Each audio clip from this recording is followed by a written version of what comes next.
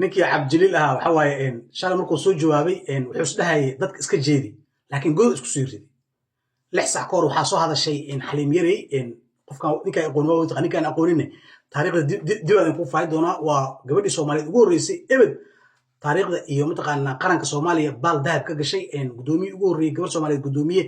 mataqaana madaxa banaan doorashooyinka qaranka noqotay qaranka Soomaalida dowladda federaalka iyo maanta waxaan ku faanaynay iyo Puntland iyo waxa waaye galmudug iyo waxa waaye dowladda federaalka iyo waxa waaye waa hooyadii isaldhig u ahayd waay horumarkan maanta aan ku faanaynay waxa waaye lambar 1 ay ka ahayd taariikhda waa idin sheegay xaliim yarey 6 sac ka hor Facebook-da waxa ku soo qortay ninkan waraysi ay siisay ayada ma rabin wixii ninkan ma aqooninbo dad badan ay keenay oo siyaasiyiin iyo dad culus oo aniga aan aaminsanay tiri oo aad u aqaano oo daarood hawi isku jiro waxay dhahan cunugan dhalinyaro waaye waa ina mid u dhis waraysi macnaha wuxuu rabaa dadka oo siyaasiyiinta waxaa soo jecel inuu waraysto inuu soo xambo wuxuu rabaa siyaa la yiri saasay qoray 2004 saasay warays ku siisay muxuu sameeyay inay ka soo hadashay ma rabin laakiin waxay tiri Yaasmin marka arkay wuxuu macnaha shalay muuqaalkaas nacnacdiisa marka arkay tiri aan u kalaftay inaan runta sheego waxa waaye cabdijaliil god asaa isku rid shalay inuu soo hadla maba ahanbo macnaha been hota Yaasmin ka sheegay wuxuu yiri aniga aydaas la garan no Yaasmin asaa wacay wuxuu yiri aniga dib ii imaanay macnaha reerkiga burburay waa ereyga oo xaliim yarey ku dhahay waay waa ereyga oo dad ku dhahay waay wallahi bilaa tallahi waa ninkan cunugan waxa waaye waa saas ma midi sheegno aniga cunugan waxa waaye serisi waa cunugan nin professional haduu yahay meel dheer wax inuu wax ka fiiriyo macnaha waxaan asaga ka imaan karo inuu ka fiiriyo hadda waa kaas god isku rid magaciisa ku baabay waxa la arkay inuu qabiilista yahay gabadh inuu cunsuriyay waa la arkay dad badan ka soo hadleen waa la ogay gabadh inuu cunsurinimo Yaasmin inuu cunsurinimo bare inuu u geysto waa la ogyahay taqaana in sababta waxa waaye dadaan ninkan u taliyo oo mataqaana sheekada xaliim yarey uu ku sameeyay waa idin sheegi doonaa walaalayaal xaliim yarey waxa waaye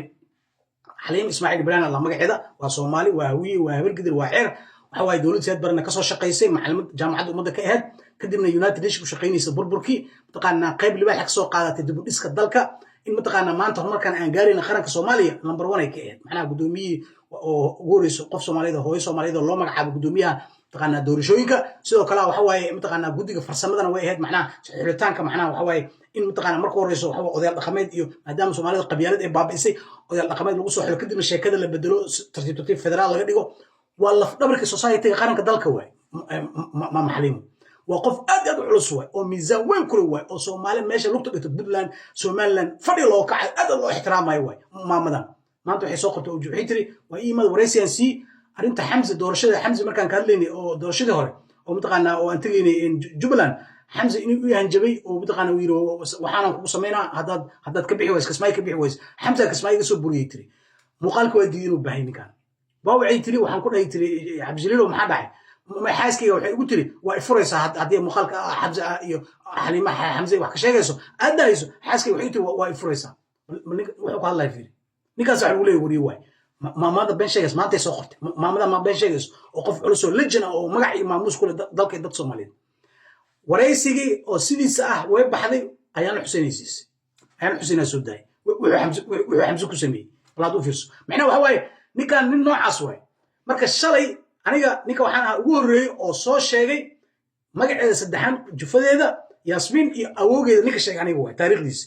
kadib waa tidaan saaxiibada cusub kale ay soo hadlaan laakiin ninka oo sheegay reerka ana si fiican u aqaan hadda waxa idin sheegay idin cadeena Yaasmin ninkan ma dhihin reerkeeda ma dhihin George ma dhihin asaga waxay yiri aniga reerkayga burburayo Yaasmin ergaas markii laayne badan dumarka Soomaaliyeed markii loo reerkayga burburayo waxaan in mataqaana ma sameey kari dumarka Soomaaliyeed badan waxa galayso naxariis galayso waa sida maama xaliimo yiri naxariiska u gashay Yaasmin naxariis u gashay Yaasmin way soo hadlaysaa hadda idin sheegay Yaasmin waxay sheegi doontaa ninka inuu soo wacay uu ku yiri reerkayga burburayo arintan ma soo daaynaayay intaas uu ku dhahay Yaasmin hadda idin sheegay Yaasmin way soo hadli doontaa hadii la yiraahdo marka inuu maanta shalay inuu soo hadlo ma baahan god asaa isku rid wallahi god asaa isku rid ina bay sheegin walaalayaal waa kana xaliim yarey tanayna cadeyntan ayna maanta xaliim yarey ninkan ku sheegtay wuxuu yahay inuu cunzur yahay inuu dumarka horumarkooda nacib yahay xaliim yarey afkeeda maanta ka sheegtay maamuweyn waa ben ma sheegaysaa marka walaalayaal isku soo duub waxa waaye dhamaan waa u madcelineynaa inta daarood oo ninkan gabadha wuxuu ku sameeyay ka soo horjeesatay Zainab Jiji ee kamid ah dad badan oo social media ka hadlay ay kamid yihiin waa maasantiin ninkan wuxuu sameeyay wax cad oo Yaasmin ku sameeyay wax la inkiri karo ma sidoo kale waxa waaye cabdijaliil waxaa ogaataa wariyaha waaweynaa joogo adi 500 waxba kula ah dad hal meel haystaa joogo dad ka fiyus badan oo ka magac weynaa joogo lajamaa joogo cabdicasiis hareeriya joogo waxaa joogo ayaana xuseen joogo wariyaal waaweynaa joogo balad u fiirso yaasmiin wareysan karo waxaas wax weyn ma waxaas wax weyn ma ah macnaha hadafka iyo fikirka yaasmiin ay rabto inay horumarka dhalinyarada gaarsiiso inay shaqo abuur u samayso Puntland iyo Somaliland iyo Soomaali meel kasta joogto inay ku caawiso aqoonteeda